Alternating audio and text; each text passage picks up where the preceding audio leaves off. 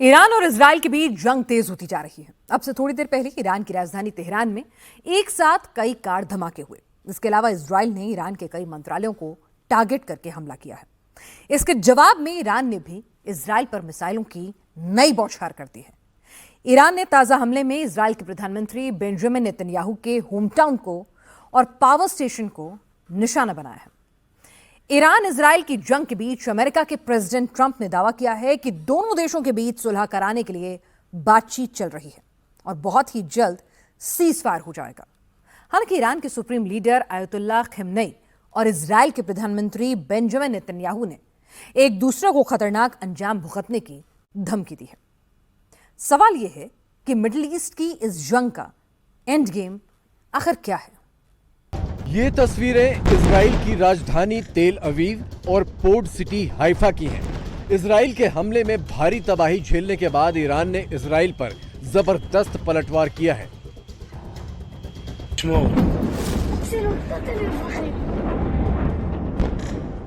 Iran ने Israel की राजधानी तेल अवीव में इजरायली डिफेंस फोर्स के बैक एंड ऑफिस पर हमला किया। वहीं पोर्ट सिटी हाइफा में ईरान ने इजराइल के एनर्जी इंफ्रास्ट्रक्चर को निशाना बनाया। ईरान के मिसाइल हमले में इजराइल को 60% तेल सप्लाई करने वाली हाइफा रिफाइनरी को भारी नुकसान पहुंचा है।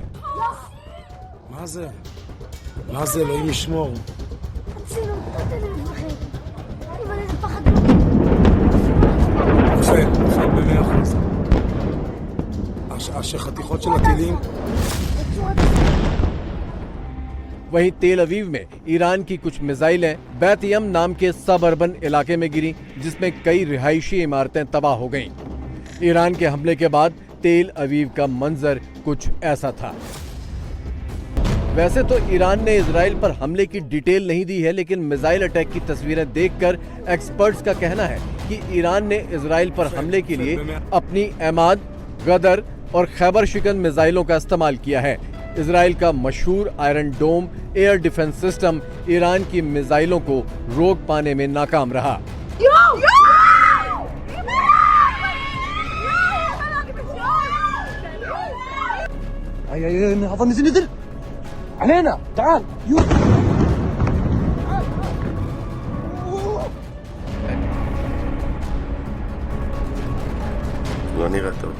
ईरान ने कहा कि उसने अपने पहले अटैक में इजराइल में मिलिट्री टारगेट्स पर हमला किया।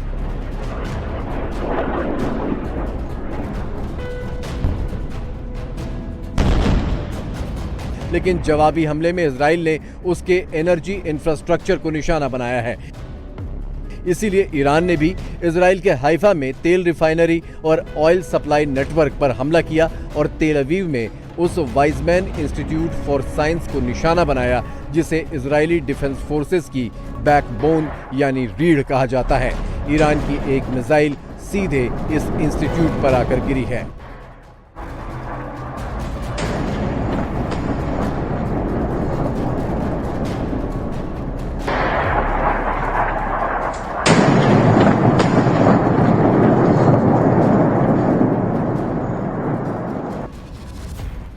ईरान ने इजराइल पर हमला करने के लिए अपनी हाइपरसोनिक मिसाइल फतह 1 का भी इस्तेमाल किया। इस मिसाइल की रफ्तार करीब 18,000 किलोमीटर प्रति घंटे होती है, जिससे किसी भी एयर डिफेंस सिस्टम के लिए इस मिसाइल को रोक पाना करीब करीब नामुमकिन होता है।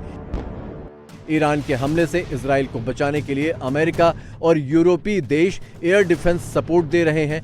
ब्रिटेन के फाइटर प्लेन, जर्मनी का रिफ्यूलिंग एयरक्राफ्ट आसमान में इजराइल की एयरफोर्स के विमानों को लगातार सपोर्ट कर रहे हैं, जिससे इजराइल के फाइटर प्लेन ईरान की मिसाइलों और ड्रोन्स को हवा में ही मार गिराएं।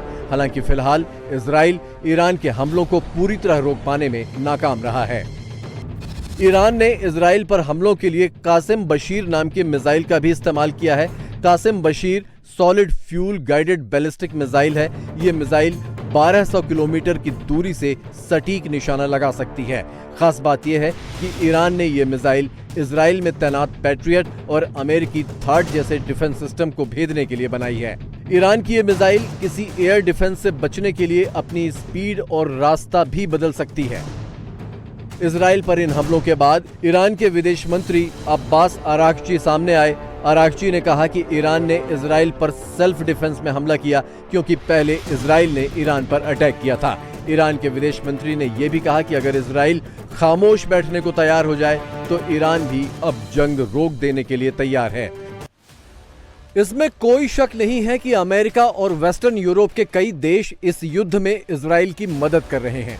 वैसे तो अमेरिका के secretary of state Marco Rubio और प्रेसिडेंट डोनाल्ड ट्रंप दोनों कह चुके हैं कि इस जंग में अमेरिका का कोई रोल नहीं है,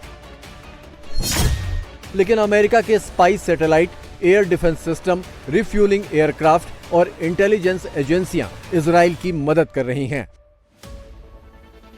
जब इजराइल ने ईरान पर हमला शुरू किया था तब ट्रंप ने कहा था कि ईरान को फौरन डील कर लेनी चाहिए वरना उसको और भी भारी कीमत चुकानी पड़ेगी। अगले ही दिन ट्रंप ने कहा कि ईरान इजराइल की जंग से अमेरिका का कोई वास्ता नहीं है और ईरान को डील कर लेनी चाहिए, पर हकीकत ट्रंप और अमेरिका के इस दावे से बिल्कुल उलट है। मिडिल ईस्ट में अमेरिका के 2 जंगी बेड़े, 5वां और 6ठा जहाजी बेड़ा तैनात है। ईरान की समुद्री सीमा के बेहद करीब ओमान और कतर में अमेरिका के कैरियर स्ट्राइक ग्रुप एक्टिव गश्त लगा रहे हैं। कुल मिलाकर अमेरिका के 26 जंगी जहाज इस वक्त मिडिल ईस्ट और इसके आसपास हैं, जो इजराइल को बैक एंड सपोर्ट दे रहे हैं। अमेरिका के एयर डिफेंस सिस्टम पैट्रियट और थार्ड ईरान की मिसाइलों से बचने में इजराइल की मदद कर रहे हैं। वहीं अमेरिकी सैटेलाइट इजराइल के फाइटर प्लेन्स और मिसाइल्स को ईरान के भीतर स्ट्रेटेजिक टारगेटिंग में मदद कर रहे हैं।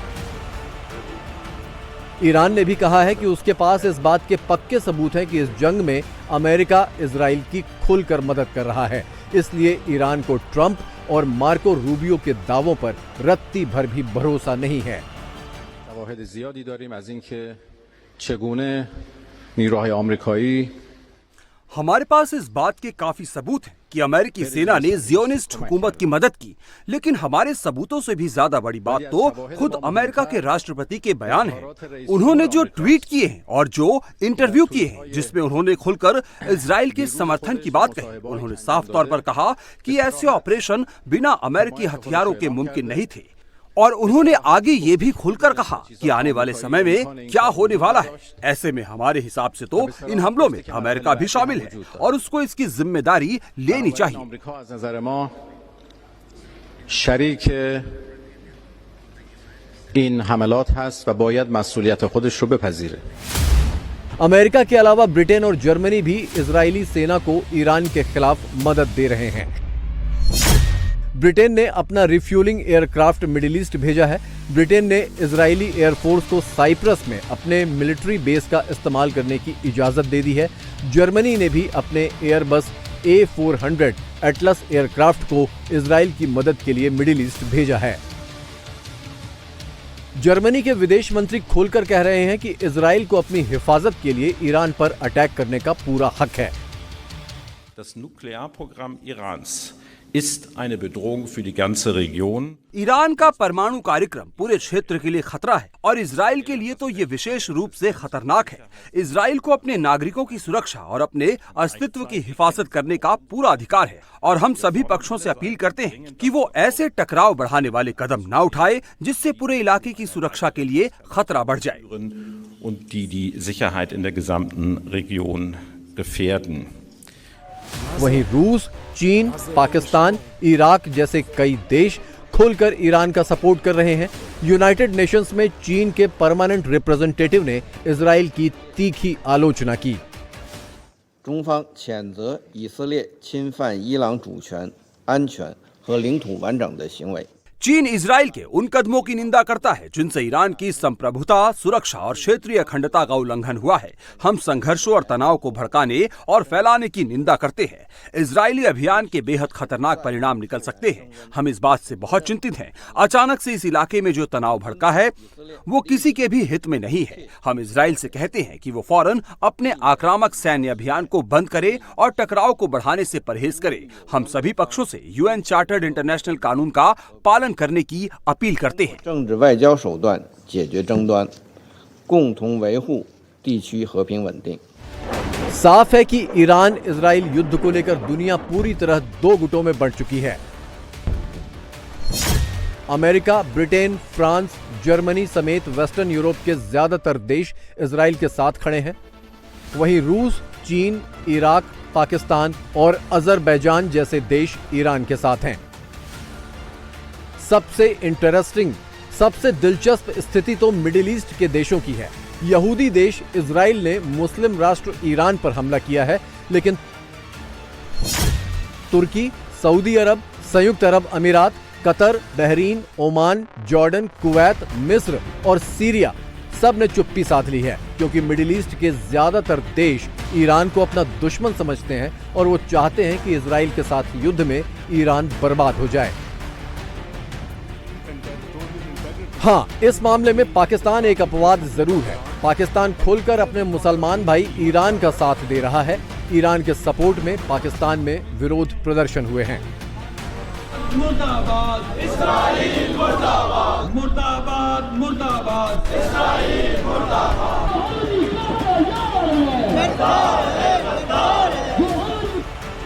पाकिस्तान की संसद ने ईरान को फुल सपोर्ट देने के लिए प्रस्ताव पारित किया है। पाकिस्तान के डिफेंस मिनिस्टर ख्वाजा आसिफ ने खुलकर कहा है कि इस मुश्किल वक्त में पाकिस्तान को अपने मुस्लिम बिरादर ईरान की मदद करनी चाहिए। असल में पाकिस्तान को खौफ इस बात का है कि कहीं ईरान के बाद अगला नंबर उसी का ना हो। जिस तरह इजराइल ने ईरान के न्यूक्लियर एसेट्स को तबाह किया, कहीं कल को इजराइल पाकिस्तान के एटमी बम को निशाना ना बनाए। इसीलिए पाकिस्तान खुलकर ईरान की हिमायत कर रहा है। वैसे अब सवाल यह है कि ईरान के खिलाफ जंग छेड़कर इजराइल और पश्चिमी देश क्या हासिल करना चाहते हैं, उनका एंड गोल क्या है। जानकार कहते हैं कि पश्चिमी देश ईरान के सुप्रीम लीडर आयतुल्लाह खामेनेई की हुकूमत को खत्म करना चाहते हैं। ये देश खामेनेई की जगह ईरान में अपनी कठपुतली सरकार बनाना चाहते हैं, जो अमेरिका और यूरोप के इशारे पर नाचे।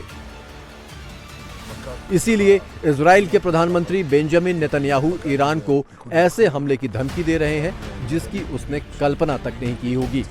We paved the way to Tehran and our pilots over the skies of Tehran. हमने तेहरान का रास्ता खोल दिया है और हमारे पायलट तेहरान के ऊपर उड़ान भर रहे हैं। वो अयातुल्लाह हुकूमत को ऐसा झटका देंगे जिनकी उन्होंने कल्पना भी नहीं की होगी। और मैं आपको ये भी बता दूं, हमें ये पता चला है कि अयातुल्लाह की हुकूमत के कई लोगों ने बोरिया बिस्तर बांधना शुरू कर दिया है। उनको अंदाजा हो गया है कि आने वाले समय में क्या होने वाला है। Senior leaders in Iran are already packing their bags. They sense what's coming. हालांकि 86 बरस के खामेनेई ने भी कह दिया है कि इस बार लड़ाई आर पार की है, इजराइल के साथ कोई मुरव्वत नहीं होगी। इंशाअल्लाह با قدرت عمل خواهد شد و با اونها مماشاتی نخواهیم کرد। इंशाअल्लाह हम पूरी ताकत से जवाब देंगे। हम कोई मुरव्वत नहीं करेंगे। इसमें कोई शक नहीं है कि उनकी जिंदगी अजाब हो जाएगी। इजराइल को ये नहीं सोचना चाहिए कि उन्होंने हमला किया और बात खत्म हो गई। उन्होंने ये जंग शुरू की, उन्होंने जुर्म किए, उसके बाद